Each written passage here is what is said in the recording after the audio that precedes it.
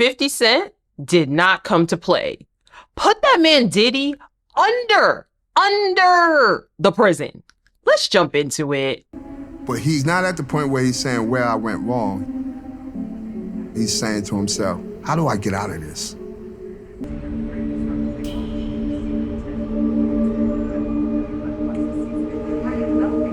Hey y'all, welcome back to my channel. My name is Lex, and I would greatly appreciate if you would consider supporting the channel by liking, sharing, commenting, and subscribing. Also, please hype the videos. Today, we are going to be getting into Sean Combs' The Reckoning. This is the documentary made about Diddy's life and everything leading up to the crazy bombshell of a trial that we have seen this year, the hundreds of victims that have come forward and given their stories and talked all about what it was like to be involved with Sean Combs, also known as Diddy, P. Diddy, Puff Daddy, Brother Love. He has a million different nicknames. I just want to put out a couple of disclaimers. Number one, all of this is about a documentary. Everything stated is for entertainment purposes only. I am not making any claims, and all of the things that are true, and the things that are false are false.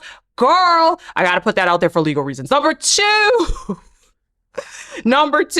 this is not a replacement for watching the documentary, and I highly implore you guys to go watch it. The storytelling is fantastic, and I feel like I cannot do it justice in a commentary and recap video. Number three, trigger warning for DV, SA, pew-pewing, just death as a whole. There is a lot of gruesome, gory, disgusting things. And while I'm not going to be giving graphic details per se, if you are sensitive to any of those topics, it may be best to skip out on this video. Now let's get into episodes 1 and 2 of the documentary. There are 4 total, and we will do 3 and 4 later this week. This documentary opens up 6 days before Diddy's arrest. One thing that I love is that we have some real-time footage of him in the hotel room, him panicking straight before the arrest. Somebody that'll work with us, whether they from this country or from another country. It could be somebody that has dealt in the dirtiest of dirty business. But we also have, of course, documentary footage from the past and from some of these other stories that people are telling. So we do find out that this footage was obtained because Diddy himself was actually going to be recording a documentary, and the footage was bought by 50 Cent after he got arrested. So he's in the hotel room. He is on the phone with his attorney. He is panicking. And one thing we know about Diddy, he literally thought that he could not be touched. He thought that he was somebody that could never be taken down. And so when we see him in this footage, he is on the phone with his attorney like, I don't know. It feels like the other shoe's gonna fall. I don't know what to do. At this point, I will work with anybody. I will work with anybody from any country. It does not matter. I don't care what kind of dirty business they've been in. He's still trying to do that slimy stuff, even though he knows it is over. There comes a point where he says, look, I'm not even gonna talk to you anymore. Cuts off the phone and says, call me when you have something for me. And we see across the way that there are just police sitting on the rooftop watching him. Again, at this point, it is over. A man who has been so high up, who has had control of so many people, who has used his money, his status, his power to manipulate so many people, is finally at a place where he knows he's cooked. So how did we even get there? Just the sheer fact that he was actually making a documentary, again, goes to show how smug, how arrogant, how conniving, how on top of everyone he felt. Because he was going to release this documentary being like, ha ha, look, this is what y'all did to me, but you didn't touch me. So it is crazy to hear that all this footage even exists because he was recording his own documentary. But we learn a lot about a young Diddy, because Diddy wasn't always this guy. Diddy was somebody else completely before he was Diddy. Before the infamous Bad Boy records, Who was this man? And we see so many of his artists come to the forefront. Aubrey O'Day, Kalima Harper, Capricorn Clark, Juror 160, all of these different people who were involved with Diddy that talk about his energy, talk about his presence. He was the kind of person where if something needed to be done, get it done. He was the kind of person where if he wanted something, it was happening. When he walked into a room, you felt this presence, you felt this energy. And he was somebody where he wasn't going to take no for an answer. And through the people that worked with him, no one can deny the impact of his storytelling, his talent, the way that he was able to turn artists into stars. But again, at what cost? At what cost? And who was Diddy? Who was Sean before he was this mogul, you will? And it all starts in Harlem in 1989. We are introduced to Kirk Burroughs. He was the co-founder of Bad Boy Entertainment or Bad Boy Records with Diddy. I co-founded Bad Boy with Sean. I was dazzled by his ideas, and Diddy was 19 years old when he dropped out of Harvard, and he knew he always wanted to be in the music industry. And he was willing to even start at the bottom, dancing in music videos, doing small tasks for people, running around the corner to pick up this record, mopping up the floor at a record studio. He knew that this is where he wanted to be. Through being in those spaces, Diddy was able to be in close proximity to I'll Be Sure and Heavy D, which he would actually go on to ask Heavy D to introduce him to Andre Harrell. Now, Heavy D and I'll Be Sure, they were hip hop these days. They were the definition of what you thought of when you thought of hip hop, and you wanted to be like them if you wanted to be in those spaces. And Al, at the time, he was dating Kim Porter. Kim is at the receptionist desk at Uptown. You get out the elevator, first person you see is Kim. And Diddy was always trying to be in that space. He was always begging her. She was a receptionist at the record label, so he would always be talking to her, flirting with her, begging her to do something because he wanted her. But at this time, Diddy wasn't cool. He didn't have the look. He didn't have that kind of swag, if you will. He was definitely kind of a nerdy guy. He went to Catholic school. He wasn't cool. So Uptown Records put him through a whole boot camp in order to try to get him to have the look, to be cool, to embody hip hop. But Diddy was eventually introduced to Andre Harrell, and although they didn't live together, he was definitely staying at the house. It is implied that he was there at his crib a lot, that he was definitely a key player in sort of introducing Diddy to this life. However, we are also introduced to Tim Patterson, which is one of Diddy's childhood friends, also somebody that he was in business with. Basically, the Patterson family, they rented the first floor of Diddy's house, and then Diddy and his mom, they lived upstairs in the house. My family, we rented the first floor of Sean's house.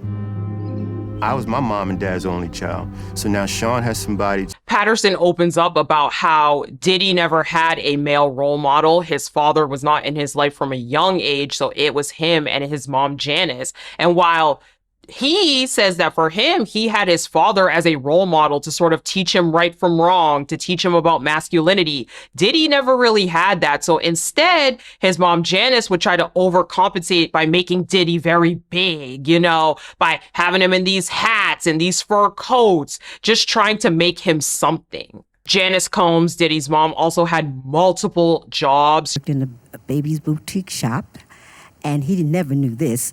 I worked in an after-hours spot, too. She worked in a variety of different places, but they do focus on the fact that she worked in an after-hours spot, quote unquote.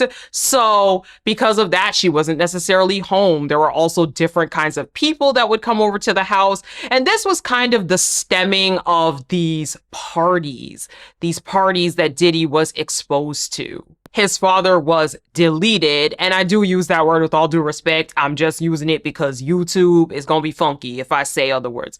But his father was deleted in Central Park, and from this point, Diddy realized his father was a hustler. He was a gangster. He he was in some funky business, and he saw that from the beginning. Tim does talk about that Janice would drive them to Harlem in her new Cadillac. She would always have the newest cars and tell them, sit in the car, you two stay here. And she knew how to throw a party. She would have all kinds of people at the house. She had a dance floor and a stage in the middle of the house. People would come over and ask her to dance for them. So again, early age, Diddy was exposed to this kind of lifestyle and seeing this is the way you make money. This is the way you get successful. This is the way you have nice things. Famous ball players would be there. All these men would be calling her baby. And again, I just feel like there's so many things that happen in our childhood where if we don't address what happened, we don't address what we see, we don't know any better. So for Diddy, his mom was his everything. But when Diddy was growing up, he was very goofy, as they would say, nerdy. He wasn't a fighter, and his mom, Janice, was not happy about that at all. So she would hit him. And she would hit him very, very hard. She did not like the fact that her son was not tougher, if you will. And so Tim Patterson, he discusses how there were times when Diddy was getting hit, let's say, and it was scary for him. He would remember some of it even to this day, like, wow, I have never seen anything like that in my life. And mind you, he was living with his parents, his mother, his father on the bottom floor of the house. And that's just not something that he was exposed to. But Diddy would do interviews justifying this behavior, claiming that his mom was raising him to live in the real world. And he started fighting himself, where he would slice open a kid's neck with his teeth, bite off kids' ears, very, very violent from a young age. And Janice Combs was asked about this situation for the sake of the documentary, and she declined to answer. We are introduced to Joy Dickerson Neal. My job was to promote music videos. And Puffy, he was always doing the party promotions, so he's always like handing out the flyers. She was a promoter in the New York area, and she is sort of the person who got Puff Daddy into promoting himself. She is also the first of 100 plus victims that have come forward discussing SA allegations against Diddy. She discusses that one night she needed a ride back up to Manhattan from Jersey where she was at. So she ended up tagging along with Diddy and the crew, and they were having one of these Diddy parties. They had asked her to be in a music video. The topic of the music video was basically a woman who was running away from a pimp. Now, for her, she did not feel super comfortable doing this because she didn't do music videos. She had never been really in a video, but it's Diddy, it's Puff Daddy, he's so huge. How can you say no? Things progressively got further. As we know, there was a lot of all kinds of substances at these Diddy parties, all kinds of drinking, and a lot of abuse, if you will. And so things did get further, and there was a video recorded of Diddy SAing her, which then went on to be released. Now, she has since sued about this in 2023, and the case is still pending. After this happened for her, it was life-changing because although her family did not have a lot of money, she had self-respect. And it got to the point that her mom even wrote a note to Mr. and Mrs. Combs back in '92, discussing the things that he had done to their daughter, or to her daughter. It all started because she was screaming in the middle of the night, having a nightmare about someone named Puffy, and her mom is like, who is this? And what did he do to you? So of course she tells her the entire story. And just imagine how horrifying it is to your body that you are having nightmares screaming about this man because of what he did to you. So anyway, her mom tried to tell his family, his parents, hey, this video was recorded without my daughter's consent and it's being shown at parties. But every time Joy would try to approach someone about this situation, they would look at her and basically be like, so what do you want me to do about it, basically? Or I'm not a part of that. Or, okay, but this is how the money's coming in, so I'm not about to jeopardize my chances. So everybody sort of turned their back on the situation. And again, we already see the origins of people sort of just letting things slide and, to get proximity, to get status, to get money, to get this role. Again, he's already being built into this guy that you idolize, you want to be around, you want to be invited to a Diddy party. But again, some people in the inner circle, like Tim Patterson and some of the other people that were around Diddy, they thought that he wanted to emulate Alpo Bonds, who was a very famous hustler himself. And remember, Diddy had this idea in his head that his father was this big hustler, this big gangster, so he wanted to be able to live up to that as well. So he would constantly see Alpo at Rooftop, this place where they would all hang out, and he just started to want to emulate him. And again, this is where we see the shift. That Catholic school boy, he is nowhere to be found. He came into a little money, a little status, a little posse of people, and all of a sudden, things are completely different.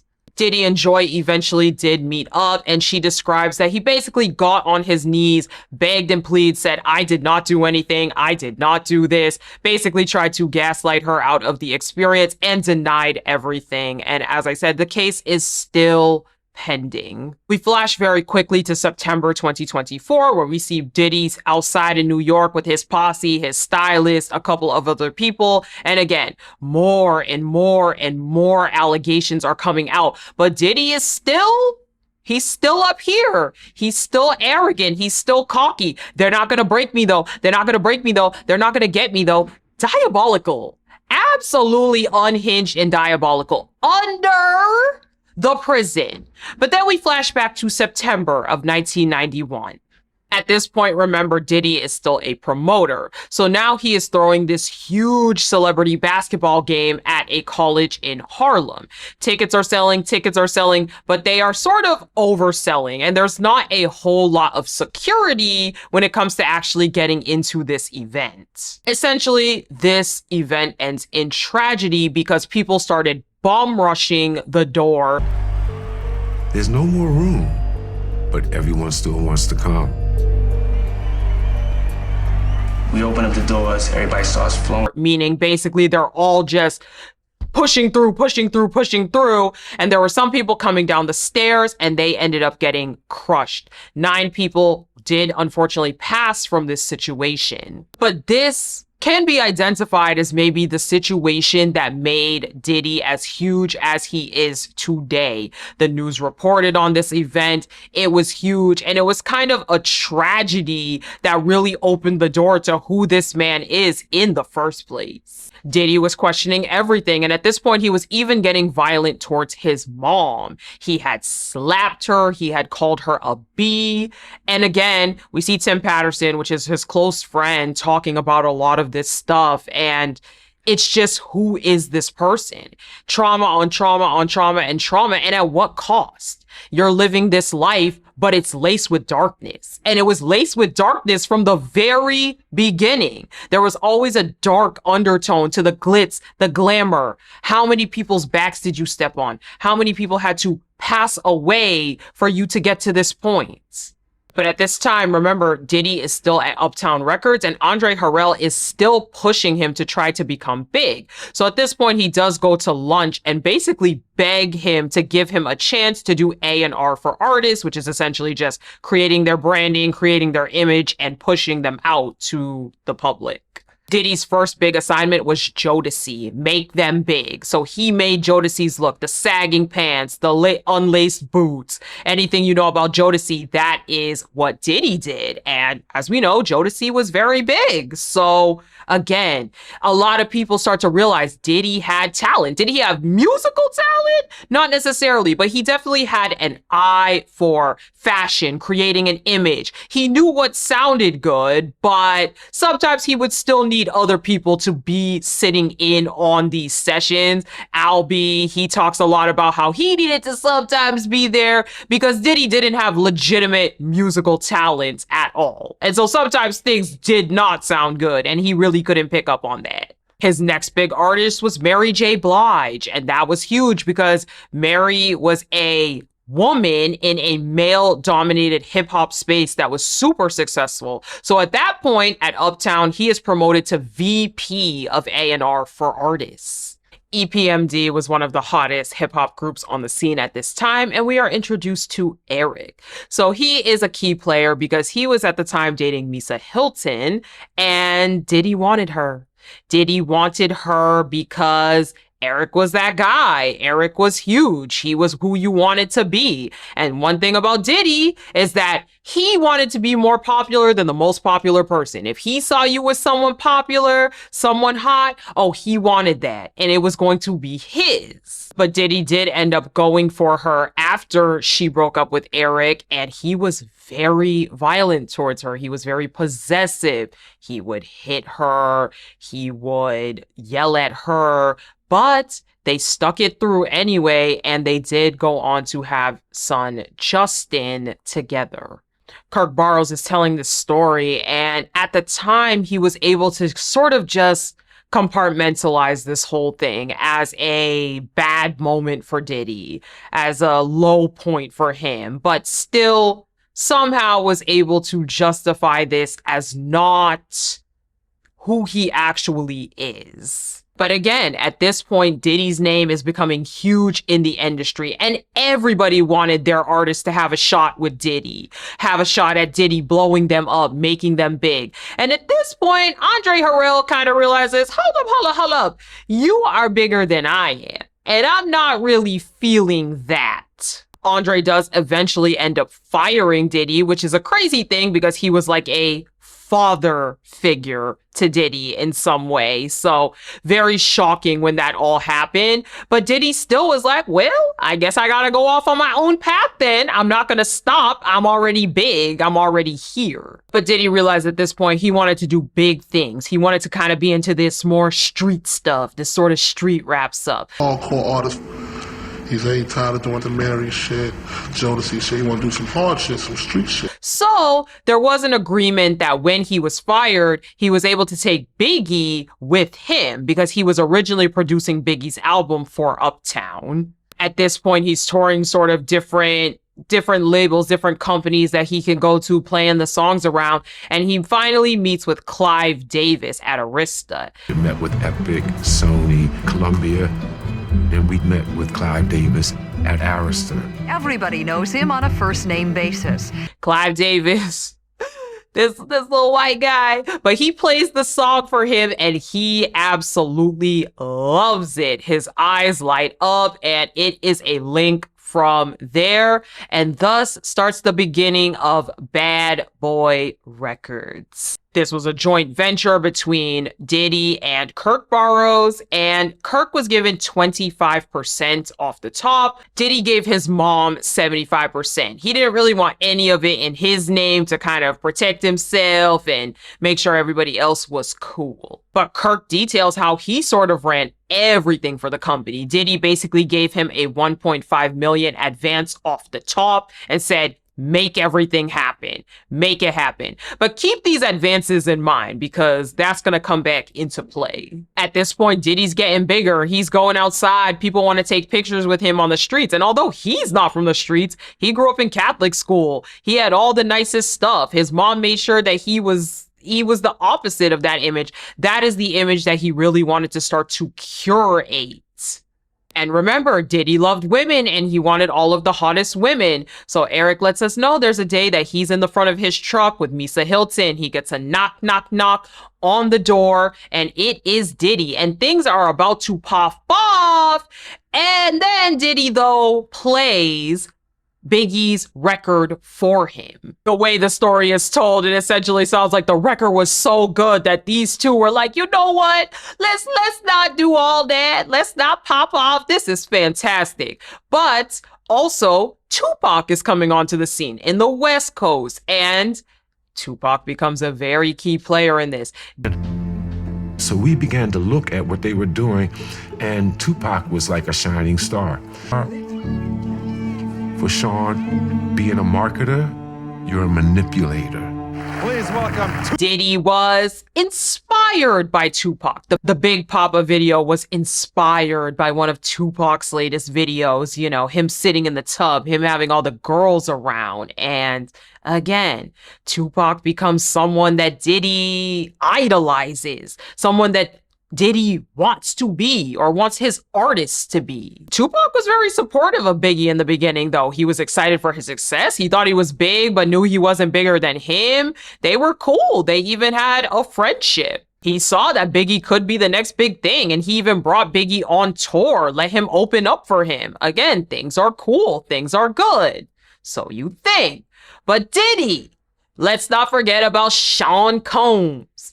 Because if there's one thing about Sean Combs is he is a very jealous and possessive man.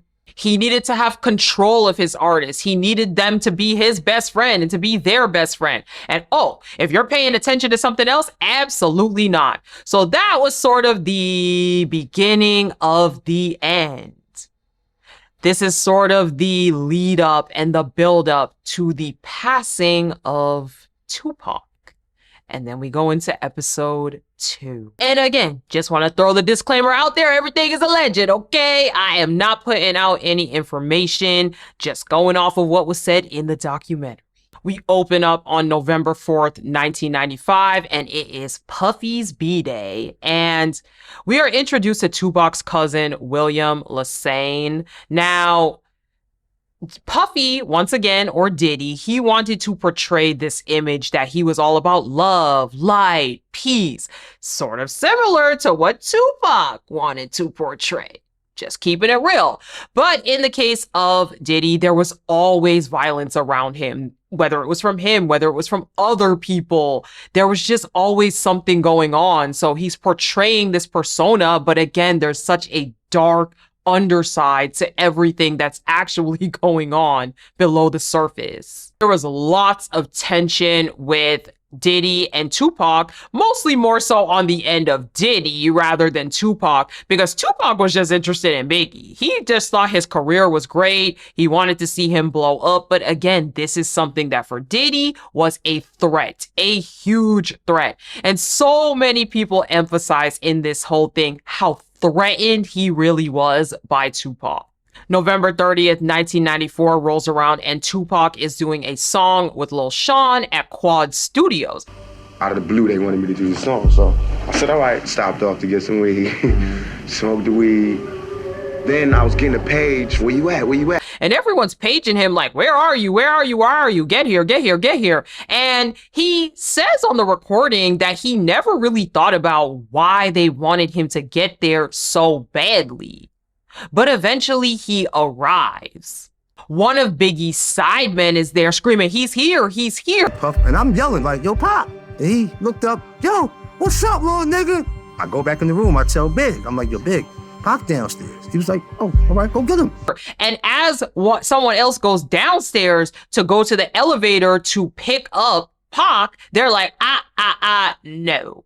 Two men are literally standing outside the elevator. They say, you better get back in that elevator and go back upstairs. And the next thing we hear is that Pac was shot 5 times. He stayed in the hospital for a few days, but did survive this one. But the big question is, how did anybody know that Pac was pulling up? How did he know? But again, it starts the entire thing that when Pac was alive, he was vilified. And Diddy, he loved this. He reveled in the fact that this man was not... Everybody loved him. He's super well received. There was a lot. There was a lot that went to him. Flashback to some of the modern day footage and we see Diddy in the hotel looking haggard. And once again, instead of actually wanting to admit to his wrongs, he's trying to brainstorm ways to get out of it. 1995 rolls around though, and once again, Bad Boy has some big acts. We have Craig Mack with Flavor in Your Ear and Biggie. So one day, Diddy is buzzing up Kirk Burrows up to his office, buzzing him. He comes in and he is giving a woman the suck. And he doesn't say anything. So Kirk is like, he just wanted me to see that. He wanted me to see that I have this kind of power. And again, that's a thing that we hear that he did a lot, that he would do vile, disgusting, inappropriate, embarrassing things, but he did it as a power play. And he wanted to show everyone around him, hey, I can have anything I want. Barrows asks Diddy, why did you do that? What did you want from me? And he says, oh, nothing.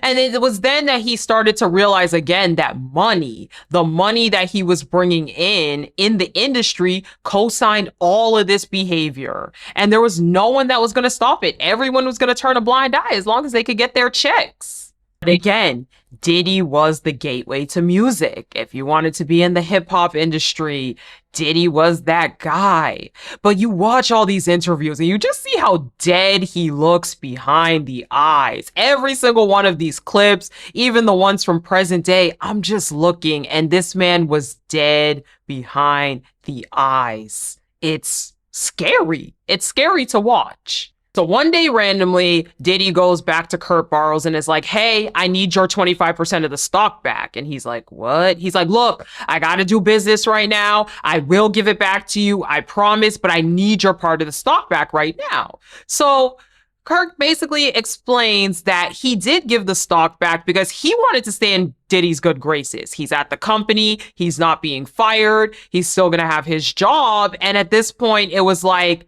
I just want to keep the peace. So he ended up giving back this stock. As you can imagine, he never got the stock back, and he actually even went on to sue Diddy in 2003, but for breach of contract, but it was basically thrown out. And at least according to the text on screen, it says there are still questions about who the original owners of Bad Boy really were. We are introduced to Roxanne Johnson, and she is the ex-wife of Craig Mack. And remember, Craig Mack is one of the other biggest acts on Bad Boy outside of Biggie right now. Off rip, she says, look, he's nominated for a Grammy. We had no money. We got the advance at Uptown, and that is literally the only money we ever saw. And we start to realize, remember I told y'all to keep those advances in mind. Those advances were the only money that these artists were seeing. At Uptown, maybe they would get their advance, and then it would be hard for them to get the money, but eventually they'd see something. At Bad Boy, Diddy made that stuff tighter, ironclad. All of these artists, they were chasing this money 20 years, 30 years, being told, you'll get it, you'll get it, you'll get it, you'll get it eventually. But they were seeing nothing. Diddy was constantly paying himself. You'd see him dancing in videos. He was obviously producing these videos. And who was getting a check? Him. None of those artists. Even though these artists, they would have #1 singles on the charts, they didn't have money to go on tour because they were not being paid the proper royalties. So Roxanne discusses that Craig was doing all of these shows. He was touring and he was getting nothing. And again, she keeps emphasizing that they had no money. It was literally tearing their relationship apart. But one day, Puff, he pulls out a big wad of cash, a wad of hundreds, and says, here you go. Slaps him off a $100 bill and says, take this. That's your paycheck. All that money sitting in his pocket, and he's being given $100. All that money that he's holding is made off of his back, but he gets $100. And once again, it is emphasized how jealous Diddy really was of his artist, because he had no musical talent. He saw his artist shining, thriving, and he wanted that to be him as well. While Bad Boy is having a great reign, they're here on the East Coast. Suge Knight, CEO of Death Row Records, comes into the scene. Suge Knight started out as security at some of the clubs, but he had a great ear for music. And of course, Dr. Dre, Snoop, some of the biggest artists we know were all underneath Death Row, all discovered by Suge Knight. And once again, Puff was very jealous of his success. For a long time, it was Bad Boy versus Death Row, East versus West. That was a huge thing. But Kirk Barrows, again, who was still in the company, he had been slighted, but he was still in the company. He does pick up that at Death Row, artists were being treated a little bit better than they were being treated at Bad Boy. And Diddy gets word that Death Row is actually starting an East Coast branch, and they are scouting people, and they are scouting none other than Craig Mack. So the Source Awards come around. We got some artists from Death Row. I want to be an artist and want to stay a star and don't want to have to worry about the executive producer trying to be all in the videos, all on the record. And they basically take a shot and say, hey, if you don't want to be working with producers who are dancing in your videos, who are taking up all the spotlight, come work with us. Diddy comes back on stage and counters and says, I'm that producer they're talking about, but guess what? It's all love. It's all light. It's all peace. It's all love. I very much support the artists over at Death Row. And remember, again, this is the persona that Diddy put on, but he remembered everything. To the public, he'll tell you, you're great. It's all light. It's all love. But inside, he's boiling. He's taking notes that whole thing happened. We are then taken to Atlanta, and it is 7 weeks after the incident happened at the Source Awards. And we're introduced to Mark Curry. So before he was signed to Bad Boy, he was just working doors over at some of the clubs. And every Friday, there would be a Diddy party. So this particular Friday, Suge Knight and his friend Jake Robles, they showed up and they were looking for Diddy. And again, we are reminded one thing about Diddy is that he loved to go after other people's women. So he asked Kirk, hey, take out $50,000 to buy one of Suge Knight's side chicks that he's messing with in Atlanta a diamond necklace. So Suge Knight, Jake, Diddy, and then another man who had a pistol on him. They're all outside. Looked at Suge like this and was shooting Suge's friend like this. And shot him 5 times. And the man with the pistol, he basically is like, doo-doo, taps Jake on the shoulder a couple of times and then proceeds to pew-pew him 5 times.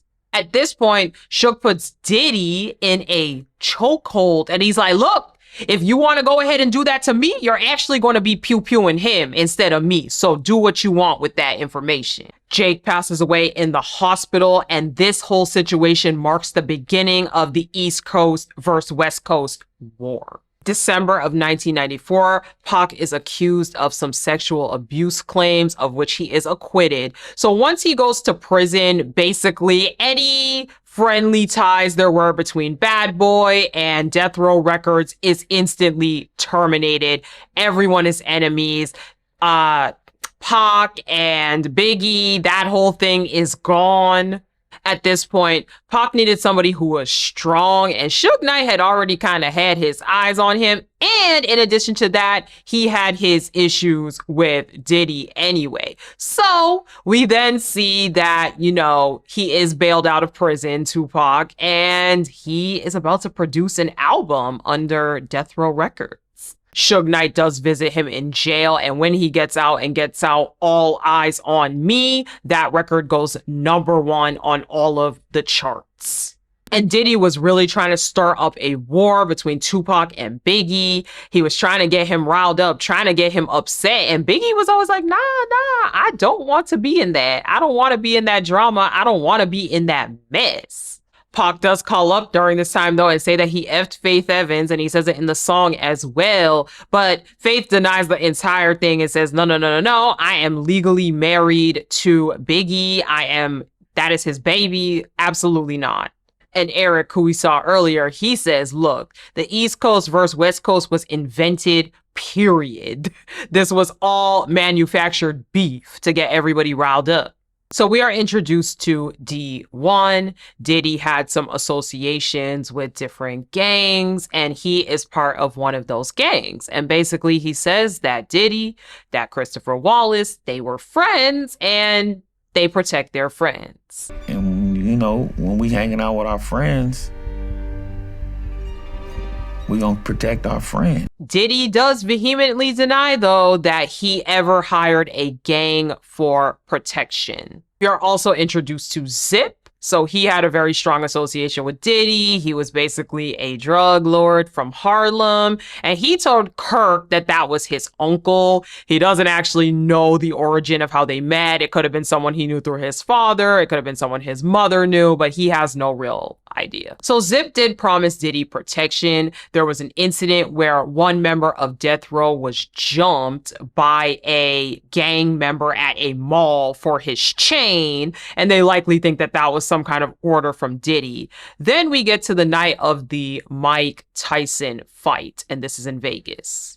So after the fight, Suge, Pac, and then the guy whose chain they tried to take at the mall, they're all together, and they notice somebody, and they're like, Pac's like, oh, that's him. That's him. And it's Orlando Anderson, who is associated with the Southside gang that is also associated with Diddy.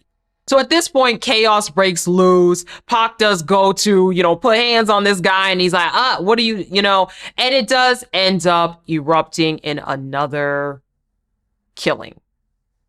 I got a couple guys shot. I need medical ASAP. Rapper Tupac Shakur was shot in the chest late. Pac ends up being pew-pewed in the chest in a drive-by, and he does pass away later. So Roxanne, Craig Mack's ex-wife, does let us know that Craig was supposed to go perform at a club that Suge owned, but at this point, he was terrified. He did not want to be up in this mess, and ultimately, he did not end up going to Bad Boy.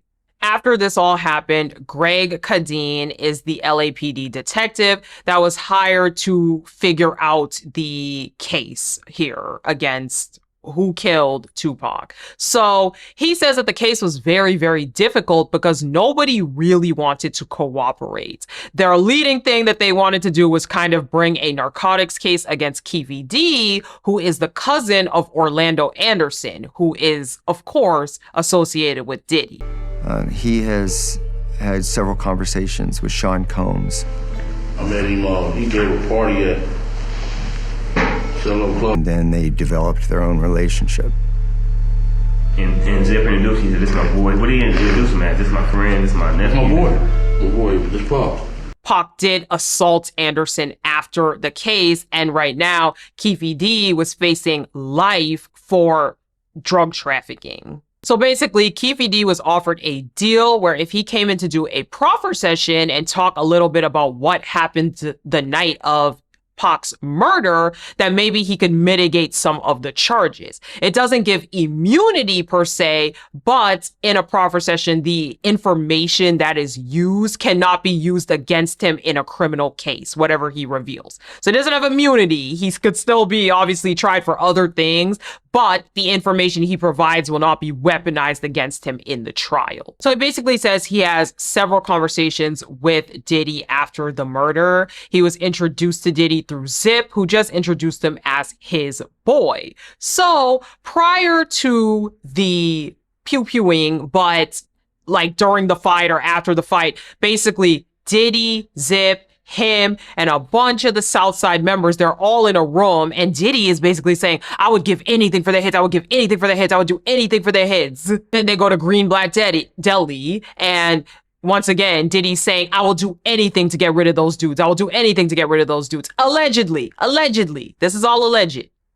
Zip then tells Diddy, I'll do it for $1 million. So after Pac assaulted Orlando, which is Keefe D's cousin, he thought it was the perfect time to go for it. So Zip's car had a compartment for the pew-pew. Kirk Burrows also remembers just a few days beforehand, Diddy had wanted them to rent a bunch of cars and drive cross country to go fight a bunch of different guys. So he doesn't really know what the outcome was for that whole thing, but it was just strange that he had asked him to do that. So the Benz and the Cadillac pull up to the 662 Club while Suge and Tupac, they're in the car, and they actually get pulled over for the music being too loud. So they just, they fix that and they keep on going. But the thing that tipped them off that they were in the the area is that a bunch of girls were screaming and running, saying, Tupac, Tupac, Tupac. So that's how they knew that he was in the area. He says they did a U-turn. They're checking every single car because they heard the girls screaming for Tupac,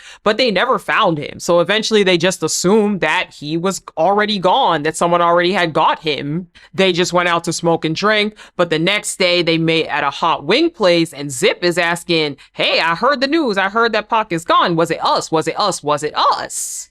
KVD says he was never compensated for the murder. However, D-Mac steps in and he says, I don't know, because there was definitely a payment from Diddy to KVD through Zip, but the money was never transferred. Zip ultimately passed away from cancer, and KVD is set to stand in 2026 for the murder of Tupac. In the present day footage, it is 6 days before Diddy's arrest, still, and we then flash back. But it's 2000 and a Muscle Gang song is released, and Diddy speaks in the beginning and he's saying things like, no more Mr. Nice Guy, I'm gonna make you N-words disappear, things like that. So people are hearing this and they're like, what is he talking about? So at this point, they are going to LA to finish Biggie's Life After Death album. However, it's not named that yet, but they had been warned multiple times. Do not step foot in LA. You are not welcome here. We don't want y'all. They go anyway, and Biggie is set to perform. He's booed. He's unwelcome. People do not want him over there. And Biggie is actually set to go perform in the UK. He's having Kirk plan it all, but at the last minute he says, no, Biggie is not going to the UK. Cancel it right now. He's not going. And of course, again, Biggie's like, I do not want to be here. I do not feel safe. I feel like there's people on me. I'm feeling really paranoid. But Diddy wanted to keep Biggie around so he could throw a party, another one of these big Diddy events. So Diddy's at the party, Biggie's at the party, and Biggie is not feeling good at all. He keeps saying the whole time he needs to get out, he needs to get out. D1, that member of the gang, he is also there with them, and he is looking around like, where's Biggie? Where's Biggie? Because nobody could find him. D1 sees him, Biggie's in his car, he's trying to get out, and then we get some unreleased footage. Shot in our car right now. Right now we're trying to roll him to the hospital. Where all you hear is pew-pews, pew-pews, pew-pews. Biggie is hit. He is not responding. He also passes away. Now, Kirk, in the documentary, he says that Diddy was claiming that Biggie really wanted to do this tour. He was so excited about it, but it's all a lie. In reality, all he did was usher Biggie to his death. After this, Diddy is acting as Biggie's best friend in every single interview. Again, Kirk denies this all. He says, no, that is so untrue. That is not the way that their dynamic and their relationship was. But again, he had to try to build it. Diddy wanted to throw the biggest funeral that New York has ever seen. But there's a catch. It's not just gonna be, oh, I'll take my money, I'll honor him. No, instead it was that this album was about to be released, and that was going to pay for the biggest funeral. The man was going to pay for his funeral from the grave. Right before passing, Biggie had an opportunity to be on Rolling Stone, and Diddy was super jealous because he wanted to promote his solo album. So he tells Kirk, pull that cover from him, and Diddy ended up stealing that Rolling Stone cover from Biggie. Biggie was also renegotiating his contract before his passing. So he wanted to renegotiate the terms again to be a bit more favorable for Bad Boy. Since his signature was already on it, what he wanted to do was take the middle pieces out of the contract, the middle pages, and replace them with the pages that were more favorable and not say anything about it. And at that point, Kirk says, you know what, no, I'm not doing that. That is wrong. That is not something I can do. He is fired 90 days later. But at that point, Diddy is huge. He is at the peak of his career. He does the tribute to Biggie with Sting. He's singing. He comes out. He has everyone. And again, it's like you're doing all of this. You're making it seem like he's so great. He's your best friend. Whole time, he's paying for it, even while he's not here. And that is the end of episode 2, y'all. So as I said, I implore y'all to watch this because this is absolutely insane to just hear this chronologically put together. And as I said, fantastic storytelling, fantastic storytelling. It is crazy. I don't know. My mouth was just open this entire time. If you made it to this point in the video, that means you liked the video. So I would greatly appreciate if you would consider supporting the channel by liking, sharing, commenting, and subscribing. Please hype the videos. We will talk about episodes 3 and 4 later this week. Thank you guys so much for watching, and I'll talk to you guys in my next one.